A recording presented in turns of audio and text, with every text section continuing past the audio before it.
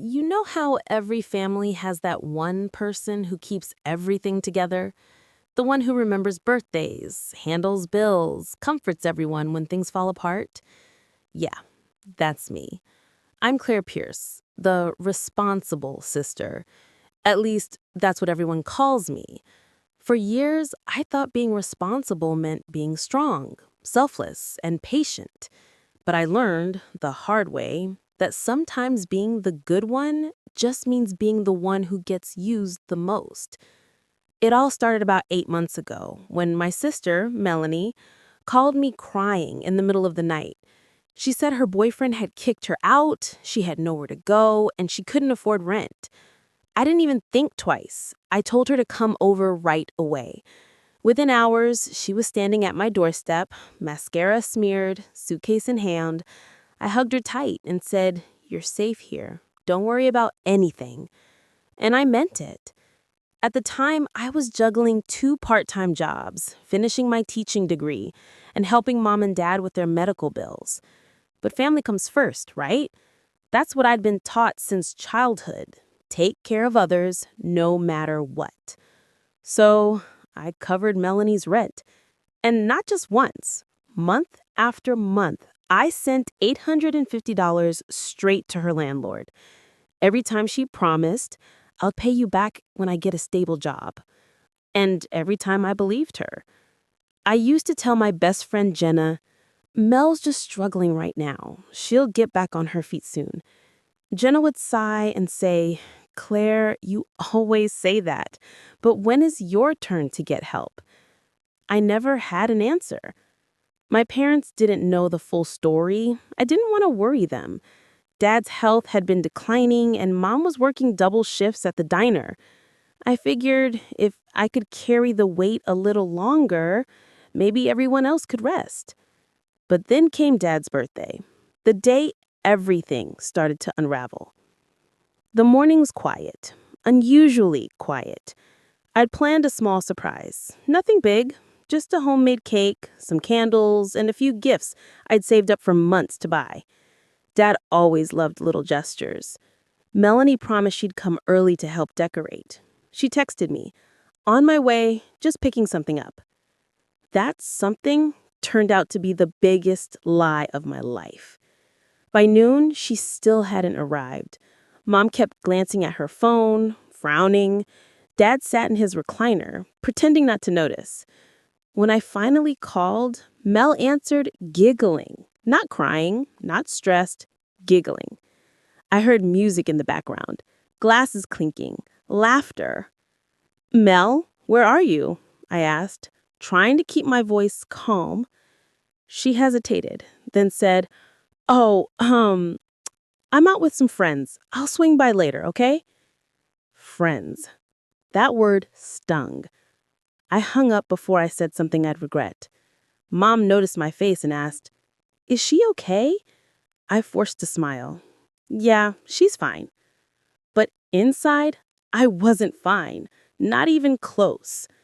That night, after everyone went to bed, I couldn't sleep. I opened Instagram, a habit I hated, and there it was, Melanie's story. A rooftop party, bright lights, a fancy dress I'd never seen before, and the caption, "Celebrating life with the best people ever." No mention of Dad's birthday, no mention of me. That's when something inside me cracked, quietly, like glass under pressure. The next morning, I didn't confront her. I didn't yell. I just stopped covering her rent. I told myself, if she needs me, she'll call. And she did. 3 weeks later. Furious. "Claire, what the hell? My landlord says the rent hasn't been paid." "I know. Because I'm not paying it anymore."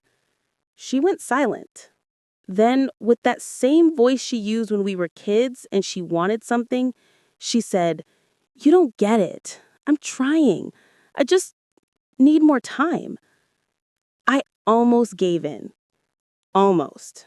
But then she said something that made my blood run cold. "It's not like you're struggling. You have money. You just hoard it." That's when I realized she had no idea what I was sacrificing.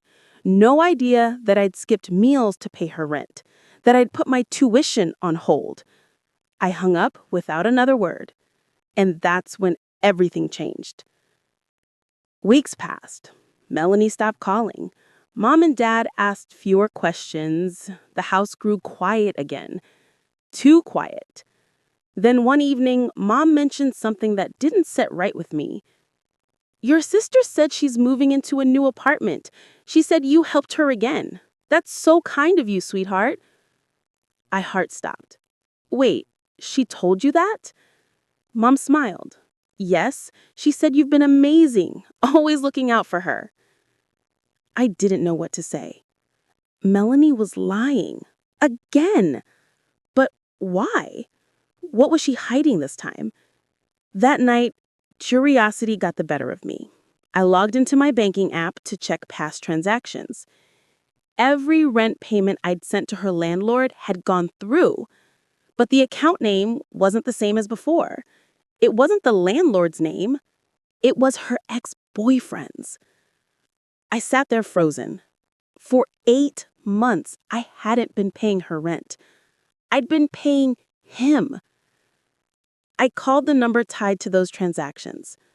A man answered, his voice rough and tired. "Who's this?" "This is Claire Pierce. You've been receiving payments from my account under Melanie's name. Can you tell me why?" He hesitated, then laughed, not kindly. "Wow, you really don't know, do you?" "Know what?" "She told me her sister owed her money, said you borrowed it and couldn't pay it back.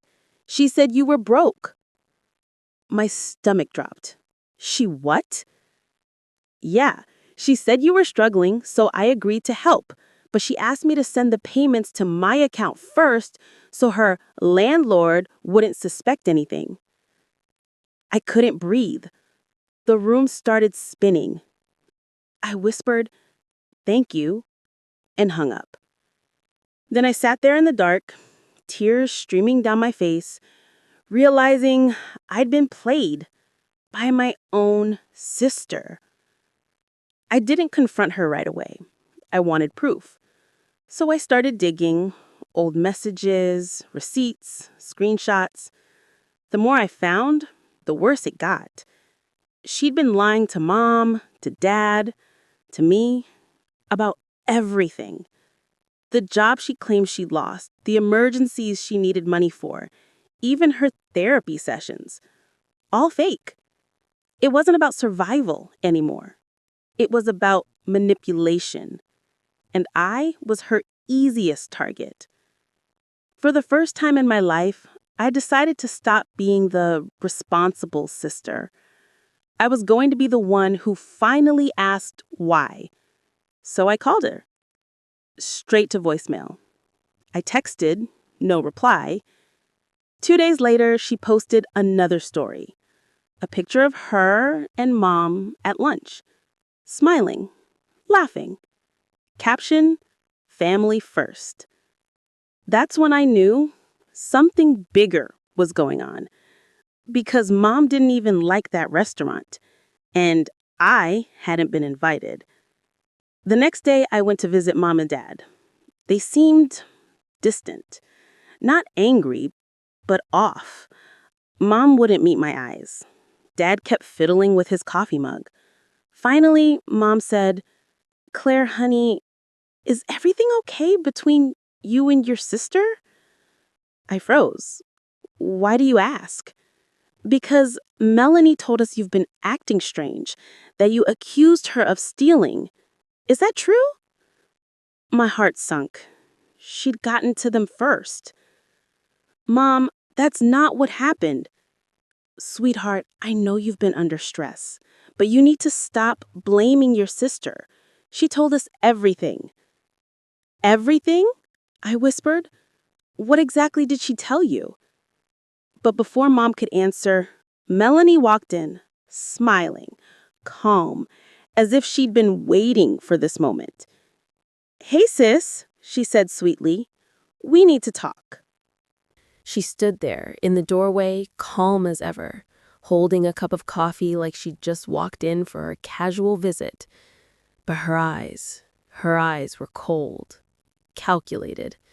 "Hey, sis," she said again, her voice dripping with fake sweetness. "We need to talk." I looked from her to Mom and Dad. They both looked confused, like they weren't sure who to believe anymore. I forced a smile, hiding the tremor in my voice. "Yeah, Mel, we do." We stepped into the living room. The silence was thick. Mom tried to say something, but Melanie raised a hand gently. "No, Mom. Let me explain." I crossed my arms, waiting.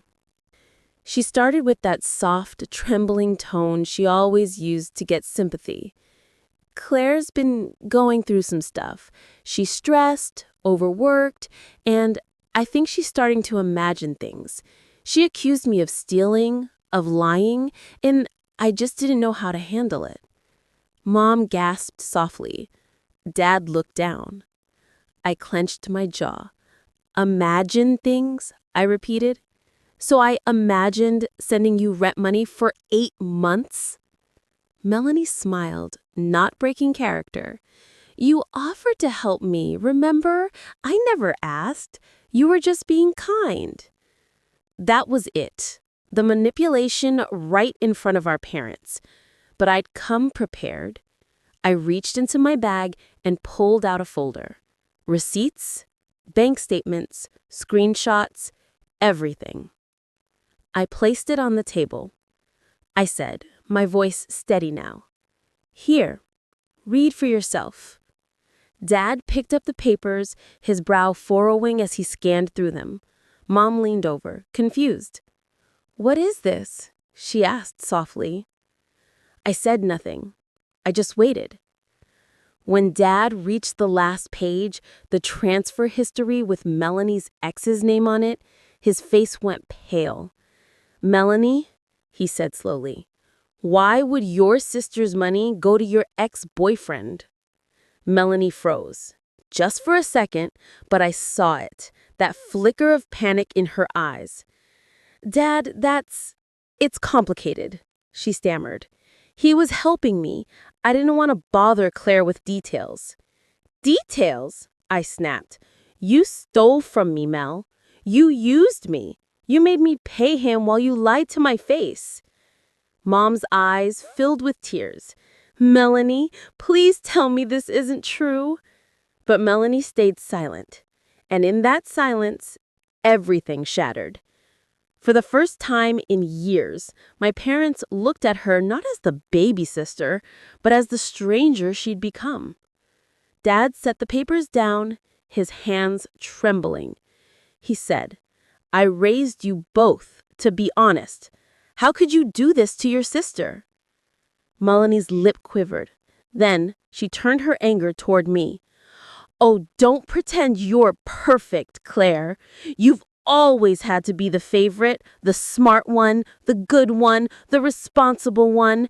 Everyone praises you, and I'm just the screw-up. Do you know what that feels like?" Her voice broke into a yell. "You don't, because you're too busy being the hero." For a moment, I just stared at her. Then I said softly, "Being the responsible one isn't a prize, Mel. It's a burden. And I carried it for both of us until you turned it into a weapon." Mom started crying. Dad got up and left the room without a word. The air felt heavy, like all the years of silence had finally exploded. Melanie sat down, hands covering her face. "I didn't mean for it to go this far," she whispered. I needed help." I sighed. "Then why didn't you just ask for it?" She looked up, eyes red. "Because you always look at me like I'm broken. I wanted to prove I could live like you, independent, stable, respected.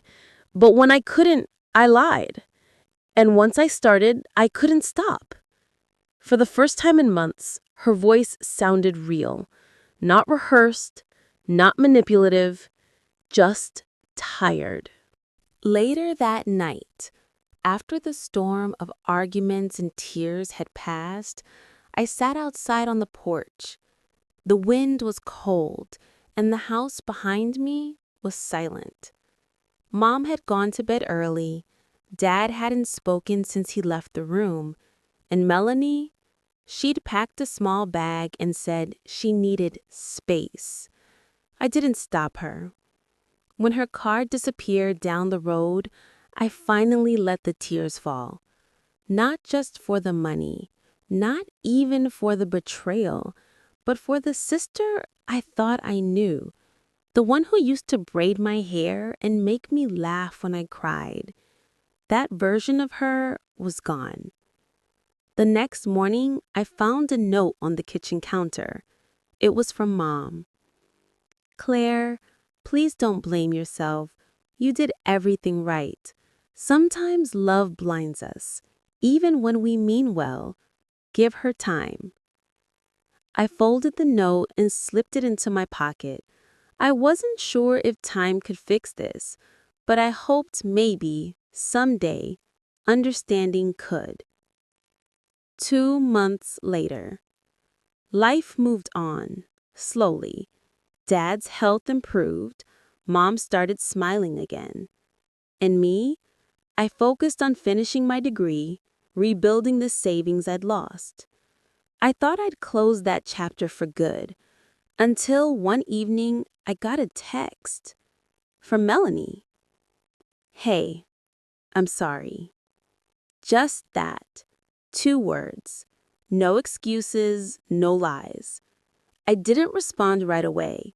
Part of me wanted to delete it, but another part, the part that still loved her, couldn't. 3 days later, another message. "Can we meet? I need to tell you something." Against my better judgment, I said yes. We met at a small cafe near downtown. She looked different. Tired, thinner, quieter, no makeup, no attitude. When she saw me, she stood up and hugged me.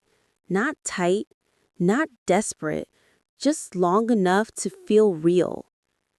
She said, "I'm not asking for money." Before I could speak, "I just need you to listen." I nodded.